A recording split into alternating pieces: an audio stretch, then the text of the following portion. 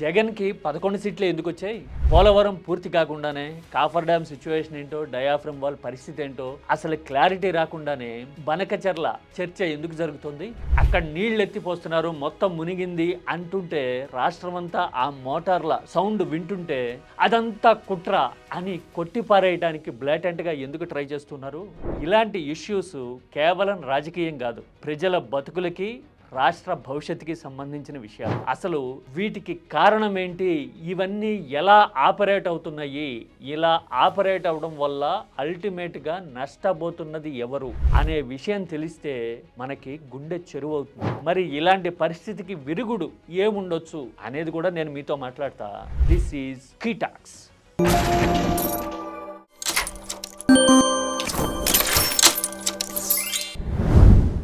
ఏపీలో పరిస్థితులు ఎలా ఉన్నాయి, మరీ ముఖ్యంగా గత 12 ఏళ్లుగా 11 ఏళ్లుగా అనేది ఒక 3 ఎక్స్పీరియన్సెస్తో చెప్తా. మొదటిది 2015 చివరిలో అప్పటి ముఖ్యమంత్రి చంద్రబాబుతో నేను మాట్లాడిన సందర్భం. ఓటుకు నోటు కేసు బయటపడిన తర్వాత హుటాహుటిన ఏపీకి షిఫ్ట్ అయిపోయింది గవర్నమెంట్ అంతా. సార్, హైదరాబాద్కి ఇక్కడ పరిస్థితికి మీరు గమనించిన మేజర్ డిఫరెన్స్ ఏంటి అని అడిగితే చంద్రబాబు కొన్ని బ్యూటిఫుల్ పాయింట్స్ చెప్పారు. ఒకటి, ఇక్కడ ఇన్ఫ్రా లేదమ్మా, హాస్పిటాలిటీ అంతంత మాత్రంగా ఉంది, అంటే కనీస సౌకర్యాలు ఎవరన్నా వస్తే గనక అందుకోసం అధికారులు కానీ ఇతర ప్రాంతాల నుంచి ఎవరన్నా విజిటర్స్ కానీ రావాలి అంటే కొన్ని ఇబ్బందులు ఉంటాయి అనేది మొదటిదైతే, రెండోది ఎడ్యుకేషన్ సెక్టార్కి సంబంధించి క్వాలిటీ స్కూల్స్ కానీ రెసిడెన్షియల్ ఏరియాస్ కానీ డెవలప్ కాలేదు ఇంకా, అందుకోసం అధికారులు కానీ కాస్త క్రీమ్ ఉన్న బ్యూరోక్రాట్లు కానీ ఏపీని ఆప్ట్అవుట్ చేసుకుంటున్నారు అని చెప్పారు. అది రెండోది. ఇక మూడోది, వరల్డ్ క్లాస్ అవుట్లుక్ తక్కువ ఉందమ్మా, పల్లెటూళ్ళు ఉండటం మూలన ప్రపంచ స్థాయి అవగాహన అనేది మన వాళ్ళకి రాలా, దానివల్ల కూడా కొన్ని లిమిటేషన్స్ ఉంటాయి అని చెప్పారు. 3 వాస్తవాలు కూడా. అయితే ఈ మూడింటి మీద 2019 అంటే ఆయన టెన్యూర్ ముగిసే టైంకి ఆ 4 ఏళ్లలో చంద్రబాబు ఎంత దృష్టి పెట్టుంటారు? విద్యారంగంలో చంద్రబాబు ఏమైనా విప్లవాత్మకమైన మార్పులు తీసుకురావడం కానీ విద్యా విధానాన్ని సంస్కరించడం కానీ 2019 ముందు చూసామా? హాస్పిటాలిటీ రంగానికి సంబంధించి కానీ ఇన్ఫ్రా రంగానికి సంబంధించి కానీ అట్లీస్ట్ విజయవాడ ఆ అమరావతి చుట్టుపక్కల ఫినామినల్గా ఇదిగో ఈ స్పాట్స్ ఉన్నాయి, ఇదిగో ఇక్కడ గ్యాదరింగ్ పాయింట్స్ ఉంటాయి, ఈ ఇన్ఫ్రా మనం క్రియేట్ చేస్తే మినిమం ఎమ్యూనిటీస్ ఉన్నాయి అని చెప్పిన సందర్భం కనపడిందా? ఆ తర్వాత ఏపీ ప్రజలకి ప్రపంచ స్థాయి అవగాహన కావాలన్నారు కదా, ఆ ఎక్స్పోజర్ ఇవ్వడానికి మనం తీసుకున్న ఇనిషియేటివ్స్ ఏమైనా ఉన్నాయా? ఏమీ ఉన్నట్టయితే కనపడం. అంటే ఓవరాల్ గా బై అండ్ లార్జ్ చూస్తే జనం సమస్యలు ఏంటి, రాష్ట్రం సిచ్యువేషన్ ఏంటి మనకి తెలుసు, కానీ పొలిటికల్ కన్విక్షన్ అనేది పెద్ద క్వశ్చన్ మార్క్ గా ఉంది ఏపీకి అని ఈ ఎక్స్పీరియన్స్ చెప్తుంది.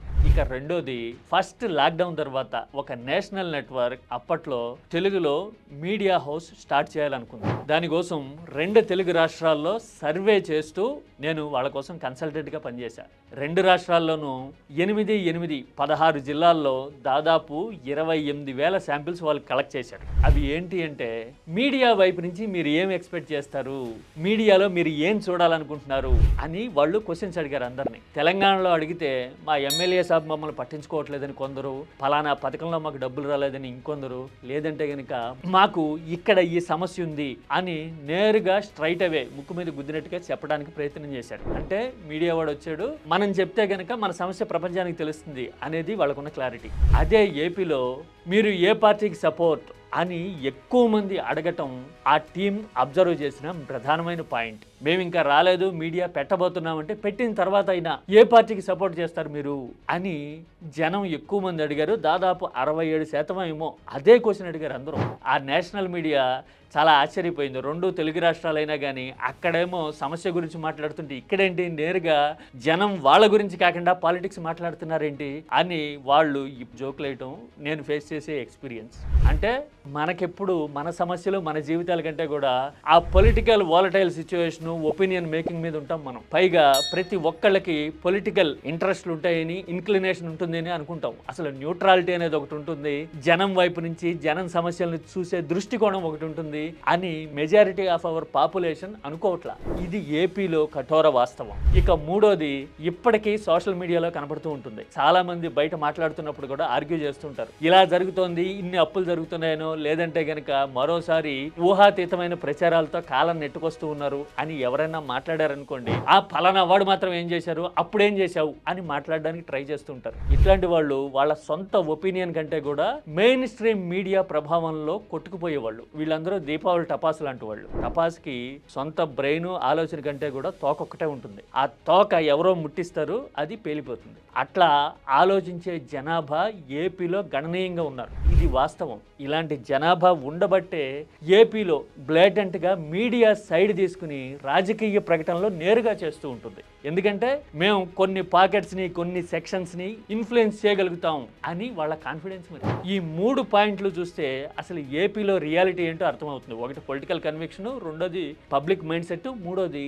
Media influence. ఈ మూడింటిని దాటి 4వ ఫ్యాక్టర్ కూడా ఒకటి ఉంది, ముఖ్యమైనది. అది ఏంటంటే బ్రెయిన్ డ్రైన్. అంటే ఏపీ నుంచి బయట ప్రాంతాలకి, విదేశాలకి వెళ్ళిన వాళ్ళు. వీళ్ళు బతుకు తెరువు కోసమే వెళ్ళినా కానీ నిరంతరం ఏపీకి సంబంధించిన రాజకీయ చర్చలు, ప్రకటనలు, ప్రసంగాలు చేస్తుంటారు. పబ్లిక్ ఒపీనియన్ మేకింగ్ని వాళ్ళు నమ్మిన, నచ్చిన పార్టీకి అనుకూలంగా ట్విస్ట్ చేసేందుకు ట్రై చేస్తారు. అంటే వీళ్ళకి ఏపీలో స్టేక్స్ ఉన్నది తక్కువ, రూట్స్ మాత్రమే ఉంటాయి. దీనివల్ల ఏమవుతుందంటే వీళ్ళు ఇన్ఫ్లుయెన్స్ చేయగలిగిన సందర్భం వచ్చినప్పుడు ఏపీలో నిజంగా బతుకుతున్న జనాభా ఒపీనియన్స్ కానీ, ఫీలింగ్స్ కానీ, సఫరింగ్స్ని కానీ డామినేట్ చేసేసి పొలిటికల్ వర్డిక్ట్ రావడానికి వీళ్ళు కారణం అవుతారు. మనం చాలాసార్లు చూస్తుంటాం, గ్రామ సచివాలయాలు కానీ, వాలంటీర్లు లాంటి వ్యవస్థలు కానీ వచ్చినప్పుడు గవర్నమెంట్ స్కూళ్లలోనూ, కాలేజీల్లోనూ చదువుకున్న గ్రామీణ ప్రాంతాల యువతకి కొద్దో గొప్ప వాడి ఊళ్ళో వాడికి ఉపాధి దొరికిన మాట వాస్తవం. అలా వస్తే అది పెద్ద ఉద్యోగమా అని హేళనగా మాట్లాడి ట్రెండ్ చేయడం చూసాం కదా. ఆ ట్రెండ్ పుట్టింది ఇక్కడే. ఇప్పుడు రెజీమ్ మారిన తర్వాత లక్షలాది ఉద్యోగాలన్నీ ఓడపీకితే వాళ్ళు ఊళ్ళల్లో సఫర్ అవుతూ ఉంటారు. వాళ్ళు వీళ్ళలాగా, ఏది నేను చెప్పిన వాళ్ళలాగా ఊరు నుంచో లేకపోతే దేశం నుంచో వెళ్ళి వేరే చోట బతకగలిగినంత ఆర్థిక సామర్థ్యము, సపోర్టు, బ్యాకప్ సోషల్గా కానీ, ఫైనాన్షియల్గా కానీ ఉండకపోవచ్చు వాళ్ళకి. కానీ అలాంటి వాళ్ళందరినీ విక్టిమైజ్ చేసే స్థాయిలో, వాళ్ళ ఒపీనియన్ ప్రివైల్ కాని స్థాయిలో వీళ్ళు ఇన్ఫ్లుయెన్స్ చేసే సిచ్యువేషన్ ఏపీలో 10 ఏళ్ళకి ఒకసారి వస్తూ ఉంటుంది. అలా వచ్చినప్పుడు వీళ్ళు సఫికేషన్ ఫీల్ అవుతూ ఉంటారు. అదేంటి, మనం చూసిన రియాలిటీ వేరు, మనం అర్థం చేసుకున్న పరిస్థితులు వేరు, కానీ ఇక్కడ చూడబోతే ఇలాంటి రిజల్ట్ ఎలా వచ్చింది అని వీళ్ళు ఆశ్చర్యపోతుంటారు. మరి దీనికి పరిష్కారం ఏంటి? ఎస్, నేను చెప్పిన ఆ 3 విషయాల్లోనే ఉంది. ఒకటి, పొలిటికల్ కన్విక్షన్ కావాలి. అంటే లీడర్ల వైపు నుంచి, పరిపాలనా వ్యవస్థల వైపు నుంచి ప్రజలకి జవాబుదారీగా ఉండే స్వభావాన్ని తీసుకురావాలి. అలా ఉన్న వాళ్ళనే ఎంచుకోవాలి. ప్రతిసారి ఫలానా వాడి మీదకి నెట్టేద్దాం అనుకునే కప్పదాటు ధోరణి, గోడ దూకే వైఖరి ఉన్న వాళ్ళని అవాయిడ్ చేయగలిగితే గనక ఏపీ సమస్యలకి కొంతవరకు పరిష్కారం ఉండొచ్చునేమో. ఇక రెండోది, రాజకీయాల కంటే కూడా మన బతుకు తెరువు, మన జీవితం, మన కుటుంబం, మన సర్వైవల్ ఏంటి, దానికోసం ఎవరు మనకి ప్రయోజనకరం అని ఆలోచన చేయగలిగితే కనుక జీవితాలు కొంతవరకు మారచ్చు. ఇక మూడోది, don't get carried away blindly by some media houses. సొంత విచక్షణ, ఆలోచన ఉండి తీరాలి ఎవరికైనా. ఓన్లీ మీడియా విషయంలో, రాజకీయ విషయాల్లోనే కాదు, ఎందులో అయినా సరే. ఎందుకంటే మామూలుగా మనకు ఒక మాట చెప్తారు కదా, సెల్ఫ్ కేర్ని మించిన డాక్టర్ లేరు, సెల్ఫ్ లవ్ని మించిన ఎమోషన్ లేదు, అలాగే సెల్ఫ్ రియలైజేషన్ మించిన జ్ఞానం లేనే లేదు. ఆ జ్ఞానం మనంతటా మనమే, మన వివేచనతో, ఆలోచనతో ఇన్నేళ్ల నుంచి చూస్తూ ఉన్నాం కదా, ఎవరేం చేయగలుగుతారు, ఎవరేం చేస్తారు, ఎవరు మనల్ని బుల్డోజ్ చేస్తారు అనేది ఆ అనుభవాలతో అయినా సరే తెలుసుకోవాల్సి ఉంటుంది. This is your key talks.